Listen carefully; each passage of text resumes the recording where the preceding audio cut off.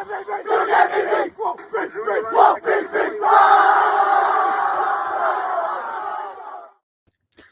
going on, guys? What's going on, guys? It's Tyler back with the second episode of the Paying the Bills podcast. It's a Red, White, and Bills production. Thank you guys for tuning in. Second podcast. First one was all right. Second one, we're hoping for a little bit more flow, but just kicking it off, I think we should start with obviously the Thursday night matchup against. Comments are already funny. I love it. Thursday night matchup against the Buccaneers. Obviously a game where it felt like we just killed them, and for whatever reason we didn't. But I think it's definitely a step in the right direction. Allen looked great. You know, that one interception that was kind of 50-50, his fault, not his fault. Just kind of got tipped up and tipped away right into the defender's hands. But Allen looked great, man. Davis had himself a breakout week. Diggs just was there when we needed him. Kincaid freaking balled. Defense did its job, man. The bend don't break mindset kind of definitely came into play. But I would say the biggest positives, obviously, Kincaid. Benford actually had a great game as well. I would say. I think he definitely held it down. And I would say, just kind of going off of the Josh Allen comments, a few stats that I have for you guys is that he's leading the league in total touchdowns. He's leading the league in completion percentage, which is awesome. I am going to answer fan questions. As you can see, they pop up on the screen. So just whatever you guys want to ask or comment on, just put it in the comment section. But he is top 5 in the least turnover-worthy plays, which is absolutely unreal considering, like, the narrative behind Josh Allen right now is that, oh, cool, he throws a lot of touchdown passes, runs a lot of touchdown passes, but he throws a lot of picks too. Like, that is true, but his true turnover-worthy percentage is very, very low. I believe it's top 3 in the entire league. So, yeah, so I think Allen played well, obviously. I think, we really should have. Yes, sir. We really should have won that game by a lot more, it seemed. It seemed like, it was a 4-point game. It really felt like it should have been a 4-touchdown game. And I think we played good. Like, it was a good football game all around. The energy was a lot better. That's what we talked about last week. The energy needed to get up for sure. But the energy was a lot better. Allen played really well. The offense played really well. Both lines played well. Our defense played well. Like, in all phases of the game, like, we played really well. So I think, one of the big reasons why I was going to get into this later, but one of the big reasons why I think we didn't play, or the score didn't indicate that we won by as much as we really did, was Sean McDermott. And it's nothing against him. I think he's a good coach. I think, he could definitely get better at managing games and putting games away. I think he's too conservative at times, and it's kind of bitten us in the ass a few times over the past, few years. But I think that when you have, like, dude, it's bad. Like, we had the ball at our 49 and forward 4 different possessions in a row. And when you punt 4 times, I get it, dude. Sam Martin had a great game punting, was just kicking balls to the 5 and inwards multiple times in a row. But it's like, at some point when your offense has clicked all day and your defense has done just enough to kind of keep them out of the game, I think you have to go for it on the game. And that's what you see with Sean McDermott sometimes, man. It's like he's a good coach until he has to make a ballsy decision. And it's like you see other coaches, like, just step on teams' throats and just don't look back. You know what I'm saying? And so I think that McDermott needs to do a better job. I mean, this has kind of been what it's been like for the past few years, to be honest with you. So I'm not sure if that's an adjustment that, he really can make at this point, or it's just ingrained in his head that he needs to be conservative, because he kind of runs the defense the same way, to be honest with you. Like, we have a very conservative soft zone defense, and that's, it's just, I think, how he is as a coach. But where was I with that? Oh yeah, just like being aggressive in that situation, like, you have a chance to really put the ball game away and just, get the confidence back. Like, all right, let's go. Like, we just won by 3 scores and it's a 4-point game. So I think that in moments like those, it's just, you absolutely need to be a lot more aggressive. I mean, it didn't come back to hurt us at the end of the day, but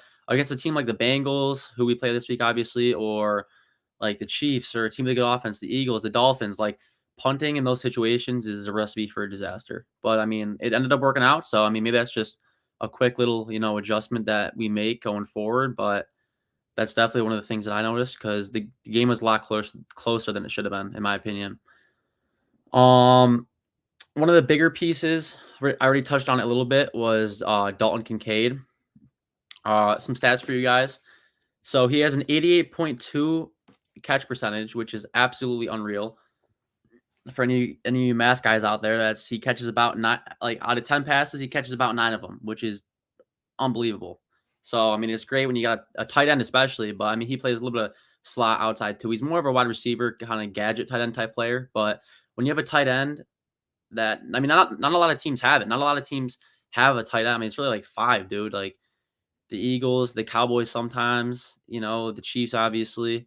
Like there's not a lot of teams with just the Niners.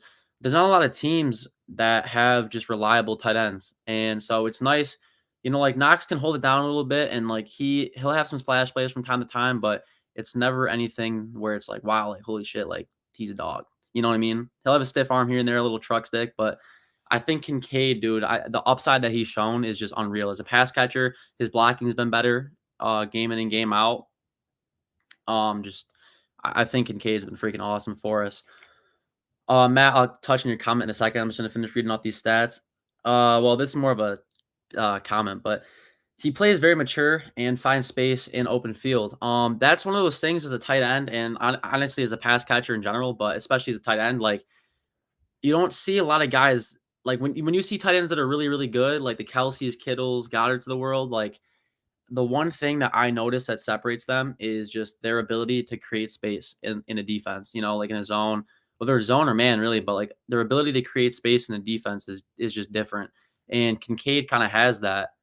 And like you see, like he's just smart, man. He plays mature. Like you see where like it's not even like an option route, but he has a route or he isn't the opportunity to break off a route here or here based off of like whether the safety's playing or a linebacker's playing, and like it seems like he makes the right choices. So I really comment section.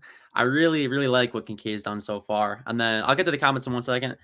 The sideline catch, dude, that was freaking unbelievable, man. I mean, not only the catch itself, man, but the route and like the ability to use his body to kind of shield away the defender from the ball. His just awareness, man. Like going back to that, man, he just plays mature, a lot more mature than a lot of rookies that I've seen in this league in a while. And that says a lot, man, because there's been a lot of good rookies, but and obviously I'm not talking even like talent wise, because there's a lot of guys. I like it a lot. I appreciate it. There's a lot of guys who just come into the league and tear shit up, but it's like it's different when it's like Kincaid, I feel like, is mentally present all the time. He hasn't really made any dumb rookie mistakes, So yeah. And then the last thing is just no drops, man. No drops from Kincaid so far this year, and that's something that obviously uh, helps us a lot in the long run, especially for Allen. Going to the comments now. What do you think of our move of Rasul Douglas? I absolutely love it, dude. I think we needed somebody who fit the system, because the big thing with Kaiir Elam, real quick before I touch on this, is he's going to be a great corner, man. If we were playing a straight up man to man system, dude, he might be our best corner. And and so that's the thing. It's like it kind of sucks because we play a zone defense, a soft zone defense at that, and it's all about system fit. You know what I mean? So when you got a guy like Rasul Douglas who's played zone his entire career basically in the NFL with the Packers, and he can come in right away and kind of adjust to that. I think it's a really good move. I mean, he's a ball hawk, dude. He leads the league in picks. Well, not leads the league, but I think I saw a stat this past week. It was in the fourth quarter and overtime in the past 3 years. He has 10 interceptions, which leads the league. So not only do you have a guy who can just be a ball hawk and create plays, like it's in big moments too. It's not in the freaking first quarter of a 50 or a 14-0 game. You know what I mean? Like it's big moments. So I love it. And that's one of those guys, like we've been struggling.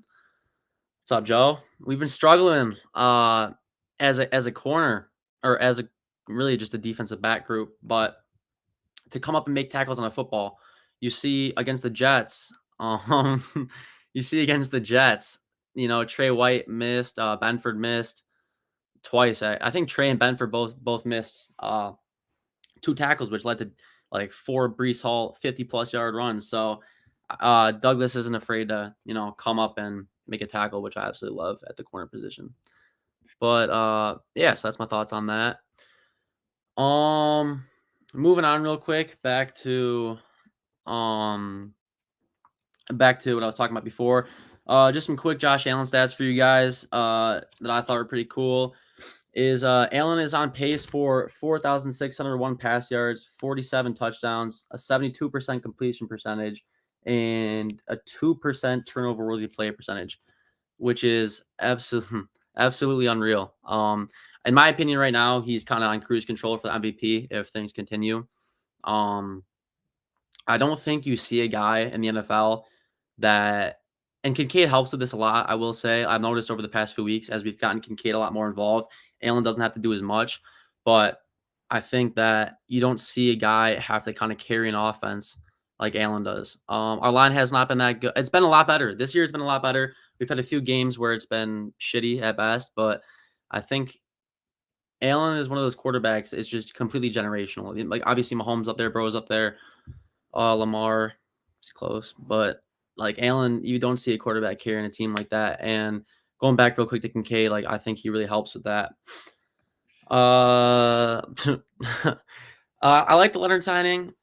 There's really no timetable as of right now for Damian Harris coming back, and it never hurts to add competition to a running back room that's really been kind of subpar the past few years. So I like it. I mean, I have a stat real quick for you guys. Where is it? Here it is. Last year, dude, he had 1,200 all-purpose yards, 6 touchdowns. They call him Playoff Lenny for a reason. So, I mean, I think in a time where, you know, we are I don't know if I can post that question. But in a time where, Harris is hurt, I mean, we're really Latavius Murray or Cook going down from having one back right now, pretty much. So I really don't mind it at all. So in fact, I like it. I think he can come in and actually get valuable reps. It never hurts. What do you think would okay? I'm just gonna go. I'll do this one first. What do you have to say about the fact that the Dolphins own the Bills and the Bills won't be able to catch Miami ever? Well, I got Colin, I'll answer your question after this one. I'm sorry I didn't see that. See, if this was a Bengals fan talking or a Chiefs fan, or honestly maybe even the Jets at this point, because the Jets have kind of played Allen and the Bills well, but I don't know, dude. I think Allen's like 9-1 in his career against 9-2 in his career against Miami, and one of them came in his rookie year when Charles Clay dropped a touchdown pass to win the game. But yeah, Allen owns Miami. Where is that? Oh, I like it, man. I think cleaning house for them was honestly the best thing they could have done. It's just like I don't know how to say it. Like I don't know if it's more just the coaching was shitty or if it's just like it felt like shitty. And I'm gonna explain it this way. Like I don't think they have the most talented roster in the league. Obviously, they have 2 superstars, and that's kind of about it. But I think that when I think that when you're playing so like under the line of what you're supposed to be, I think that at some point you have to make a decision on what you want. And dude, these comments are crazy. Uh, and I think cleaning house was the easiest thing because you don't want to get rid of Devontae. Obviously, you got Crosby on that D line. So I think things could go in the right direction for sure. They definitely got a few pieces to do that, and I think cleaning house was definitely the right way to go for that because it just seemed like the players too, like they just knew they needed to change. And McDaniel's, man, he's a good OC, but and this is what the second or third time now we've seen that he's not a good head coach. So I like it. I like it a lot. Some of these comments, I'm not sure if I can put those up. That might get me and my boy Sean banned. Another thing I want to talk about real quick while I'm just waiting for questions is just kind of the schedule coming up. We got the Bengals, Eagles, Cowboys, and Chiefs within the next like 5 or 6 weeks. And the Broncos, who haven't been playing, terrible football. I mean, they're not that good, but that's kind of a trap game. We don't really seem to do well with trap games. So, in the schedule, especially in a schedule like that, like I'd say we need to take two, at the very, very least two of those four games. Three would be nice. Obviously, four would be ideal, but that's a brutal schedule. Um, Kind of just working off of that, I would say, the Chiefs, man, bad loss this week. They've looked better and better since week one, but man, that was a little questionable loss last week. The Eagles do not look good, even though they're still winning football games. The 49ers lost three straight, man. They look bad. Where I was going with that is just that, like, no team, man, has looked like, holy shit, like, these guys are, like, winning the Super Bowl. You know what I mean? Like, we've seen moments from the Dolphins, the Niners early in the year, like the Bills, even like the Chiefs, the Bengals, like the Ravens. Like, we've seen, even put the Cowboys in there, I guess, even though they're not going to get past the divisional. But there's not been one team that's just stood out and been like, wow, like this team's freaking good. So I think it's really, as crazy as it sounds. I mean, it's kind of what we expected going into the year. There's a lot of good teams, especially in the AFC, but it's very, very open. It obviously will be hard to go all the way and even go to a Super Bowl, let alone win it. But I think it's encouraging that, like, for example, the Chiefs just aren't killing teams and playing really good football. The Bengals aren't. There's not really one team that's been consistently good through 8 weeks. That is not a DeMar Hamlin jersey in the back. That is the OG EJ Manuel jersey. Got that probably like 6th grade, 5th grade. You think we'll make any other moves like signings, maybe like Kaepernick as a backup or Antonio Brown? I'm not sure where to go with that question. Obviously, AB, man. I mean, I think obviously he can still play football, dude. Like skill wise and body wise, I think he could obviously play football, but obviously, he's got to get a little help mentally. I think it's making some very questionable decisions over the past few years. And in terms of Kaepernick, man, what is he, like 35 now? He kind of, you know, kicked himself out of the league in a way. And I think honestly what's best for him, man, go play in like the CFL or XFL and prove you can still play, dude. I mean, if he goes up and just puts up crazy stats and like looks like a quarterback that can still compete in the league, um, then go for it. But I think going straight to the NFL, some of these comments are crazy. What else do we got? Let's go with this page. Oh yeah, Gabe Davis, man. Kind of going back to last week real quick. Gabe Davis had himself a good game. I think getting him more involved. It's not even like he's not. I think just trying to like not force him the ball, but like get him the ball more just kind of opens up our offense. Like we've seen it, man. That's the second or third game, and it's no secret that our offense just plays better when we get him the ball because it takes away from you, especially with Kincaid. It takes and Shakir actually had a great game. It takes away from you being able to kind of just bracket Diggs out of the game, right? Because when you take your best playmaker outside of Allen, obviously, but your best playmaker out of the pass catchers and just completely out of the game, double teaming him, triple teaming him, bracketing him out of the game. It's very tough for an offense. So when Gabe Davis is making plays and you're giving him the ball and not trying to, force shit to Diggs, when you have Kincaid underneath, you have Kincaid just kind of up the seams. Shakir, obviously, great game out of the slot, which is actually one of my questions, dude, because I was we talked about this last week about like Renfro and Thielen, maybe moving Gabe inside a little bit, but I think Shakir kind of filled that role perfectly. And honestly, like he showed signs, dude. That wild card game last year against Miami, Shakir actually played really, really well. So I'm glad that he had a good week, and hopefully we can build on that because slot receiver is one of those things. It's like if you have a really good slot receiver, like your offense just runs a lot smoother, especially with obviously Diggs and then Davis on the outside and Kincaid continuing to play well. So yeah, touching back kind of on McDermott, we already talked about the fourth downs that he needed to go for.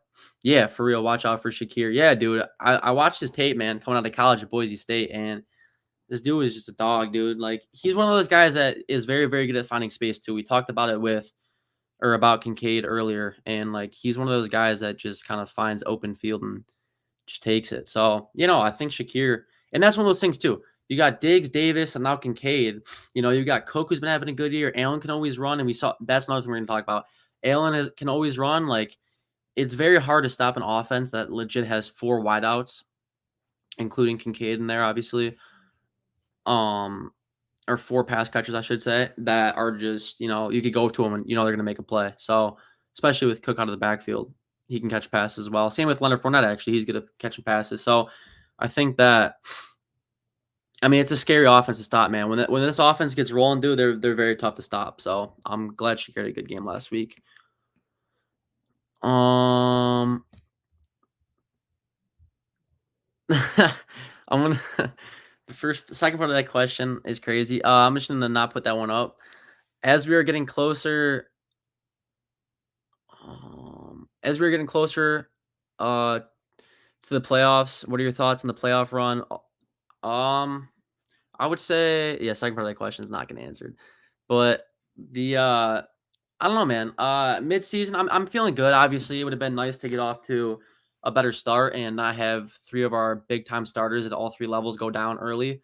But I mean, I think the fact that, you know, not that the Giants game in any way was a good win, but when you play like shit and you still win football games, I think that's a good sign. And then because we haven't been able to do that over the past few years, and we saw it. But I think the Bucks game was a step in the right direction. The offense finally started to click again, and that's why I don't love what McDermott was doing with the 4th downs. I think at least 1 or 2 of them you got to go for it and just trust your offense, man. Trust Josh. He was slinging that thing around the field all day.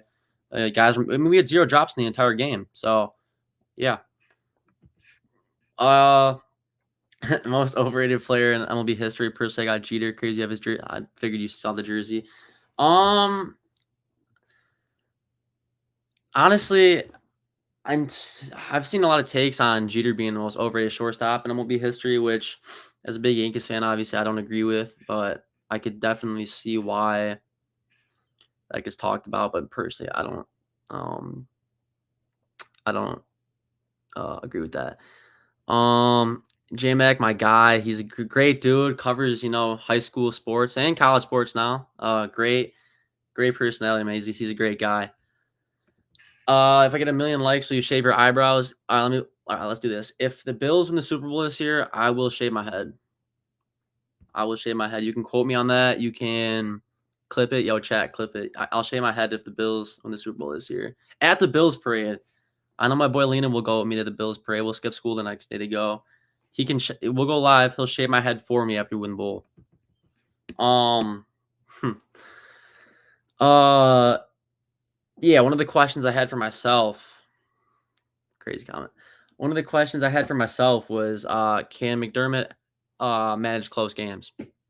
And that's one of those things that also has kind of been a question mark for the Bills over the past few years because obviously the 13 seconds and all that, and just kind of the way he handled as much as it sucks, like it happens in football, like that was just a Chiefs masterclass drive in a game where the offenses were just killing each other or killing the defenses, but going back and forth with each other. So that happens. My bigger issue with McDermott, and not even I have an issue with McDermott, but my biggest questions about McDermott are really about the Bills Bengals playoff game last year when they got 3 receivers, man, who they got one who is up there with the best in the league in Chase. They had T last year. Like they got guys who, man, they can just catch passes. And that's a good question. I'll answer that next, Mike. But they got, guys who can catch passes. They got a quarterback who can sling the rock, dude. One of the best in the league. If not the best at that time. He was playing really good football. So why you're playing soft zone just makes no sense to me, but that's one of those questions that I just had for myself. Can McDermott manage those games, especially as the D coordinator? Like you saw last week, like he let them almost come back and win that game, man. It was a few plays away from really going in the wrong direction. So, uh, oh goodness. Um,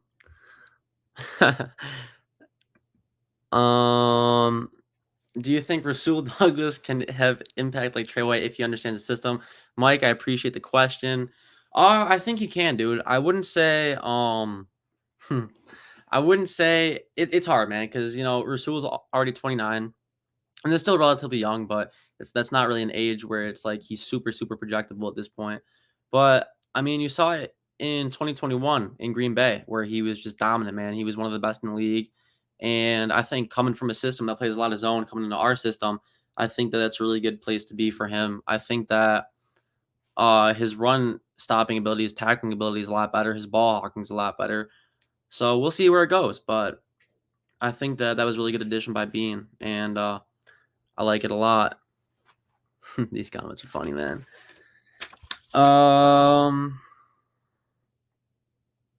let's go with kind of just touching back on Gabe Davis real quick. Can he be the wide receiver too? I'd say that's a tough question, man, because Gabe Davis is either one of the best receivers in the league on any given week, or he has 0 catches and 3 drops. So it's hard, dude. I think um I'll answer your question in a second, Ryan. But I think that he's one of those guys that just needs obviously to be way more consistent. Um, like I think when we try to give him the ball and we really try to get him involved in our game plan, I think that good things happen and he plays a lot better. I think that when he's really kind of non-existent for most of the game, um, and we just try to kind of like in like like 3rd and long or a 4th down when we're down by a score with 3 minutes left in the game, like, I feel like those are the times where you see Gabe kinda either come up with a big play or struggle, and there's really no in between with him. So I think that just kinda getting him and the game plan early and getting him going early will, help with that a lot. Do you really think Chandler Jones is crazy? I'm not sure what the second part of that question means, but, dude, he's been posting some questionable things on social media recently, dude. I'm not sure what's going on with that. I'm not sure how you go from one of the best pass rushers in the league to ranting on Twitter every single night, but yeah, something is not right with that situation, I will say.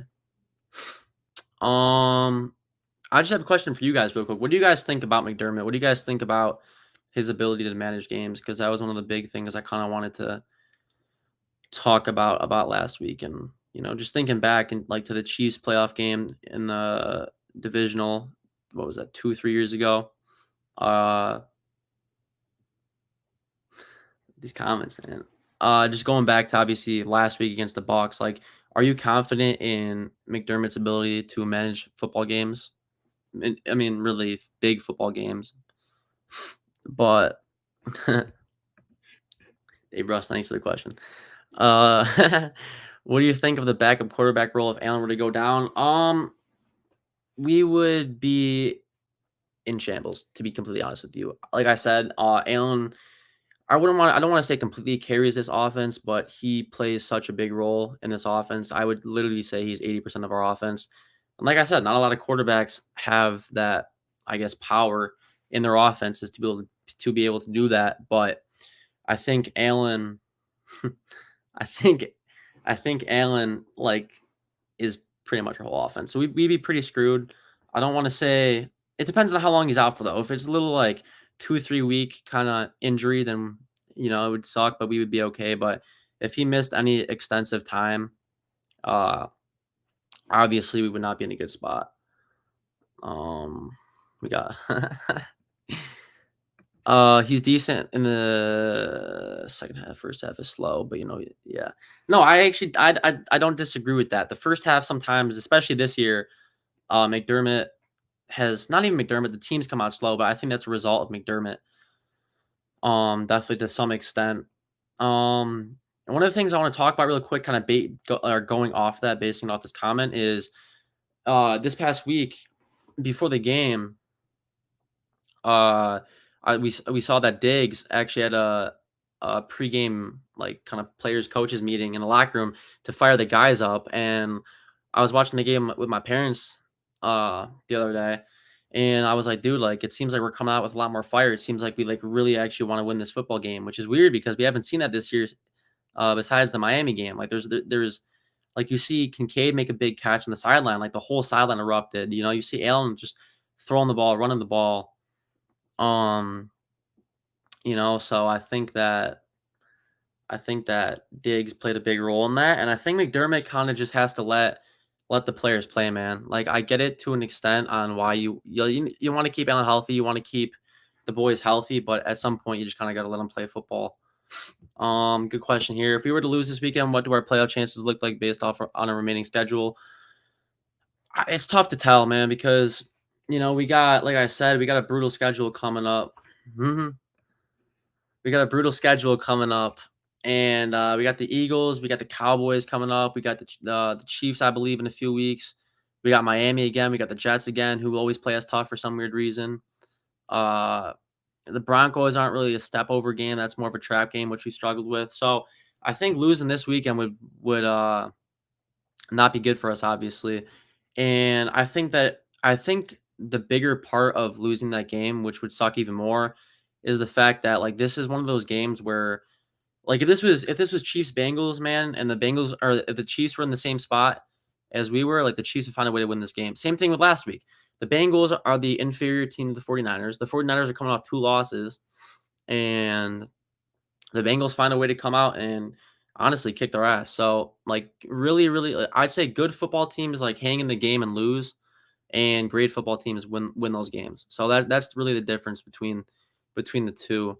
In terms of our playoff chances, I mean, we have a good shot still, obviously, just because I think we're still one of the best teams in the league, regardless of if we win this game or not. But it would definitely hinder that a lot. So yeah, um, I think obviously getting to the playoffs itself is going to be hard this year. There's a lot of good teams in the AFC, and we kind of started off not so hot, and we have a brutal schedule, like I just said, coming up. So I think, when we get into the playoffs, I don't see a team, especially with I saw Milano posted on Twitter a picture of himself, and he said soon on it. So I think there's a good shot Milano comes back for the playoffs. Daquan Jones, depending on the severity of his injury, um, could uh could definitely come back for a playoff for a playoff run. I'll get to your comment in a second. So I think the Bills definitely could go to a Super Bowl. It comes down to who's hot at the right time, and who plays better any given Sunday. I mean, as we've seen, man, we saw like the Jets beat us. The Jets without their starting quarterback beat us week 1. So it really just comes down to any given Sunday, man. Um, I think the OG Mavs coming back on Friday, I believe. So yeah, we can run it up for sure. I think it'll definitely be the best it's been in a while.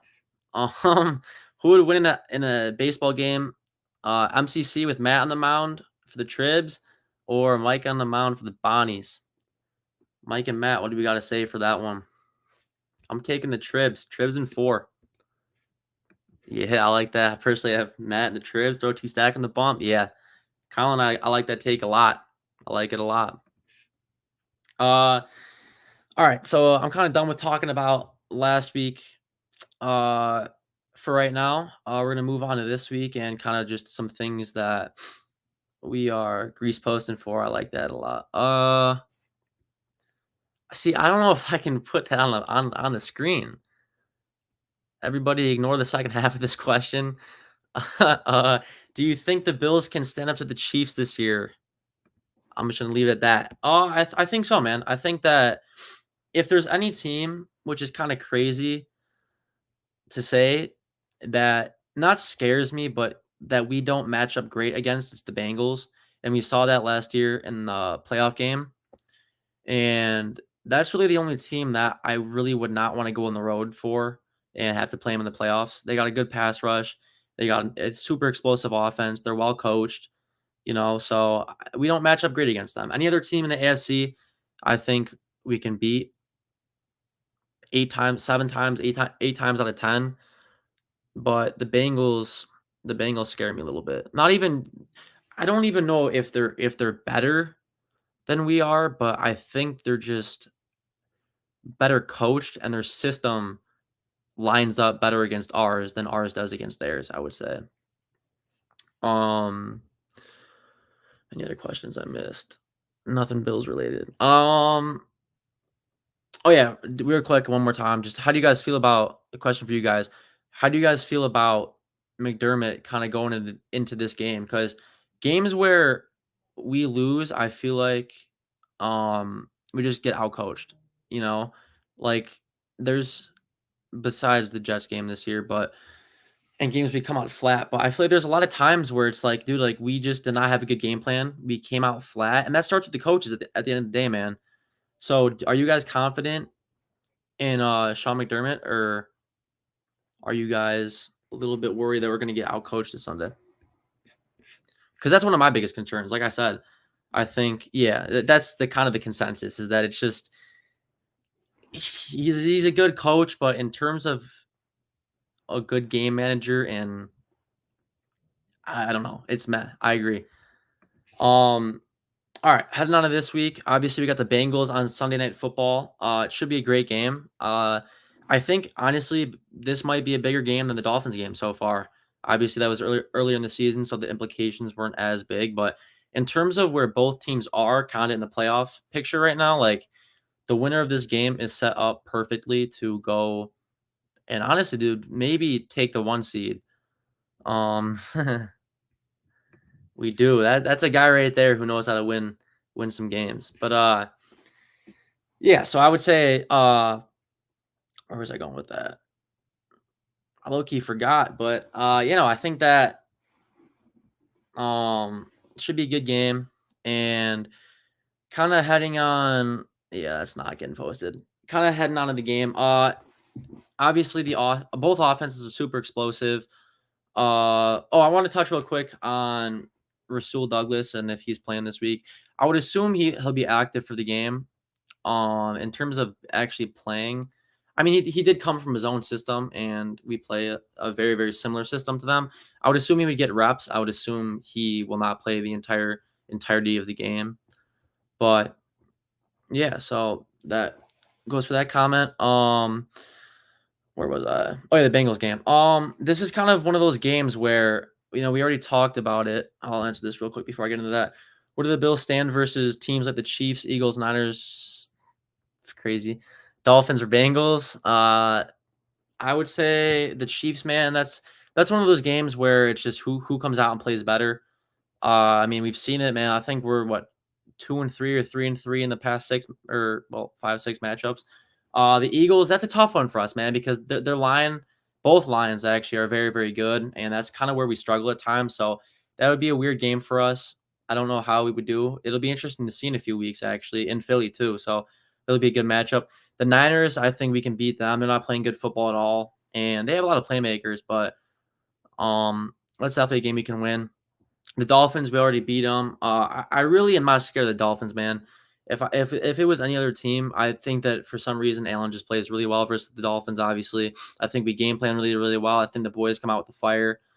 So yeah, I'm not really worried about the Dolphins. I mean, they're very, very good, and they could beat us. Obviously, like I said, on any given Sunday. But that's not one of those teams where it's like, holy shit, like we got to play them. You know what I mean? The Bengals, that's kind of the complete opposite. They game plan really, really well against us, and they kind of have our number in big games over the past few years. So, yeah. Any more questions real quick before I get into kind of the last little bit on just what I want to talk about this week?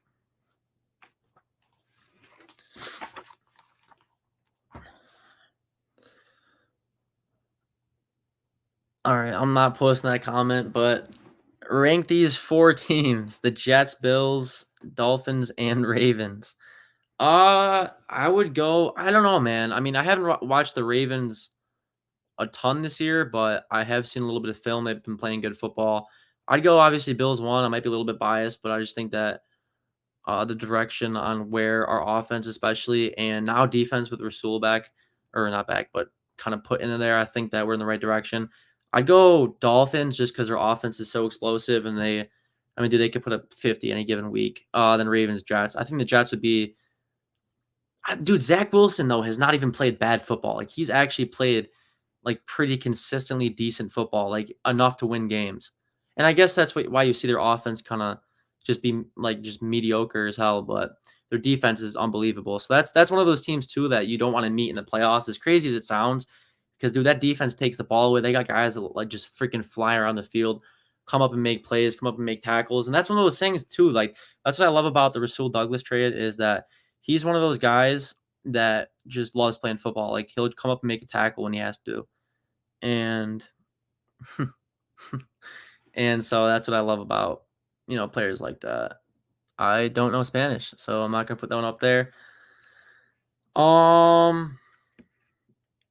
was I gonna go on? Oh yeah, real quick, just we got a few minutes left.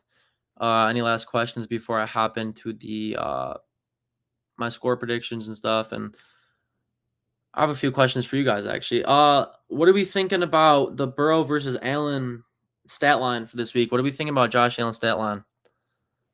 You think this is one of those games where he kind of struggles, throws a few touchdowns, few picks, or we think this is going to be vintage Josh Allen in a big football game? My stat prediction for Josh Allen this week, I don't know. It depends on the type of game it is, man, because there's Matt, we can play Fortnite tonight when I get home. Should Pat McAfee be worried? Should Pat McAfee be worried that you're coming for his job? If I was Pat McAfee, I would not be worried about it at all. I think he single-handedly is saving ESPN. College Game Day, growing up as a kid, loving college football, that was one of those things that like you look forward to before the games. And I think that is kind of, I guess, nostalgic and historic, I guess, as it is. Like it was just getting old, man. I mean, the guys on it, after a certain period of time, it's just like it kind of gets old. And Pat McAfee taking it over, dude, you got college kids just hammered from the pre-games, like coming on and trying to kick a 35-yarder for $100,000+. It's cool, man. Like just the stuff that he gets away talking about too. It's really cool. I think that he's single-handedly saving College Game Day and ESPN. Real quick, Allen stat line for this week. What are we predicting for Josh Allen's stat line? And let's get some score predictions in there too. Score predictions for this week against the Bengals and Josh Allen stat line. I'm curious to see what kind of game you guys are thinking this is going to be. I'll give you guys like 15 seconds real quick to kind of touch on that.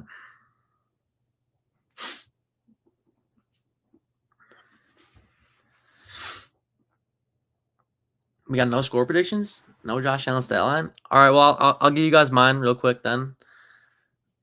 I'm hoping this is Joe Burrow stat line, not Josh Allen stat line. That's got to be Burrow stat line. But it's hard to tell, dude, because is this going to be one of those games where the offense gets going early or not? It's always kind of the question.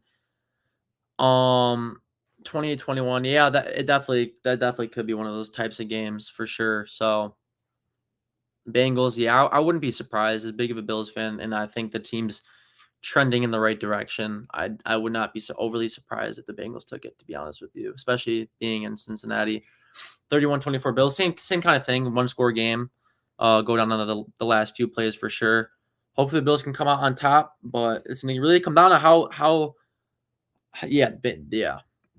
I think they should. I as much as I hate to say it, this would be one of those games where I'd really be surprised if the Bills won. Oh, 31-28 Bills. Yeah, I don't mind that. My score prediction, I'm gonna say 35-34 Bills. Matt, welcome to the chat, big dog. Is that Cam Newton? We got Cam Newton as a PFP. What are we doing? Big Cam Newton guy. But I think if the Bills offense comes out fast, I think it's very hard to slow Josh Allen down. Like when he gets going, dude, he's one of those quarterbacks. It's very hard to stop. And I think hopefully our defense can just do enough, man. Like the bend don't break. As much as I dislike that, and I wish our defense would just come out and just freaking hunt teams and just stomp on them. Like it's just not going to happen this week. So that bend don't break defense is, teams the Bengals get in the red zone. We need to hold them to definitely a few field goals. So yeah, so that's really all I got today. I'll actually answer this one because that's a respectable question. Thoughts on Josh Allen's borderline tweets back in the day? Does this affect the locker room culture? They definitely weren't weren't great, obviously. I mean, as a young kid, obviously, you make mistakes sometimes, and especially kind of coming up, Josh was on social media. You don't realize that that stuff stays online forever. So I think it's a mistake. As in terms of does it affect the locker room? I think that that's one of those things where like you can see that, especially being around um Josh, you can see that he's not that type of guy at all. I mean, I don't know the guy, but that's what it seems like. So I think that as a rookie, he definitely had to prove to his teammates um that that stuff isn't a reflection of the type of person he is. But in terms of now, I would say definitely not. You can tell that everyone around the league really likes Allen. He's a cool guy. So 31-28. Honestly, that could go either way. I like that a lot though. It should be a high scoring game for sure. Come down to the last few plays, hopefully. Um, Pause, but yeah, I agree. I think that um I think that if we start off fast, man, it's very hard to stop us. Um, should they train it back? Not sure if Dave Roth will let that happen. Do the Bills make it past the divisional round? Honestly, it depends, dude. It depends on if we have to go to Cincinnati. I'm not too sure about that. Like I said, that's the only team that I really do not want to play in the playoffs is the Cincinnati Bengals. The game where obviously DeMar got uh injured last year and that whole, scary situation. The start of that game, dude, did not look good. Like our offense kind of stalled out in the red zone and they just marched down the field on us. And I think we had to punt and give them the ball back, and it was 7-3 when that happened. So the start of that game was not promising, and then obviously the playoff game, which I was at last year. That's the only team I'm really scared of kind of playing. Should the Bills sign a guy like Cam Newton? Honestly, as crazy as it sounds, I would not mind that. I think that is the closest quarterback you can possibly get to Josh Allen right now. So I don't know if our system would change that much. I mean, obviously, it would be a huge step down as any backup quarterback would be to your starter. But in terms of just running ability and kind of how do I say this? Like kind of being. I mean, they're pretty much the same player. Just Allen's got a way more talented arm. But, kind of being around the same stratosphere of gameplay, I guess, I wouldn't mind it at all. Haha, Clinton Dix. Is he even still in the league? Because, dude, he was nice back in the day, dude. I don't know if he's still in the league, though. But, yeah, so if you guys have any more questions, that's really all I got for today. Oh, three keys to the game. Put her on the O-line, that's all I gotta say. Or D-line, D tackle, man. We need some D tackles. Let's sign her up. But, three keys to the game. I would say you wouldn't be a fan of that, Matt? As a Patriots fan, you would not like that? Or is that the opposite? Would you like that? Yeah, three keys to the game. I'd say get Cook going early. I'm not sure if we have a thing against Cook or what, but I'd say get him going early when he's running the football and kind of just running it down teams' throats. I think that our offense is very hard to stop. Get Allen going early. Obviously, those two kind of go hand in hand. The Bills defense, I would say, just bend don't break. So it's just get the offense rolling early, bend don't break. And I would say, dude, just do not be conservative. You cannot be conservative against a team this talented.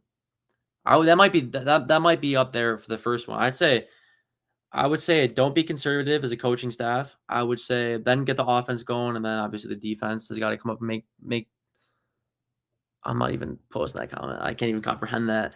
But yeah, so those are my three keys of the game. 35-34, Bills win is my prediction. Um, feel free to make that make sense next time, Ryan. I'm assuming what that meant was, like where would James Cook run this week? Meaning the Bengals D line is very good. That is very true, but also with the defensive line like that, you have to run the football even if it doesn't work, because at some point when you get comfortable passing and only passing, that gives them chances to just rush the passer. And against a D line like that, obviously, you don't want to do that. So yeah.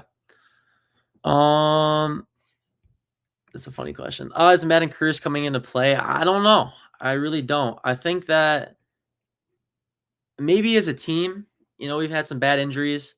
really to our defense. But I think Allen is statistically having maybe the best year of his career. So I think that I mean, the eight interceptions are a lose or I was reading a comment, are a little bit questionable, but like I said, he has a 2% turnover worthy percentage, so he's having a really good year.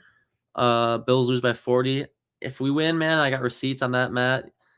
Yeah, I'm not sure. There hasn't really been a timetable yet on the return of Harris, which I'm assuming is why we brought in Leonard Fournette. Um, just because even when Harris returns, he's a very, very injury prone, as much as I hate to say it and use that term for guys. He's a very, very injury prone player. That's the only reason he hasn't been one of the top backs. Because I mean, he has a very, very high ceiling and had a very high ceiling coming out of college. And we've seen splashes of it, dude. I mean, he ran for 250 and like 3 touchdowns against us 2 years ago in that snow game, the win snow game. So in terms of when his return is, I'm not sure. There hasn't really been a timetable. Yeah, so that's gonna be it for today, guys. Thank you guys for tuning in. Episode 2. We'll see you guys next Wednesday after these comments. We'll see you guys next Wednesday after the Bills beat the Bengals 35-34. As always, go Bills, and thank you guys for tuning in.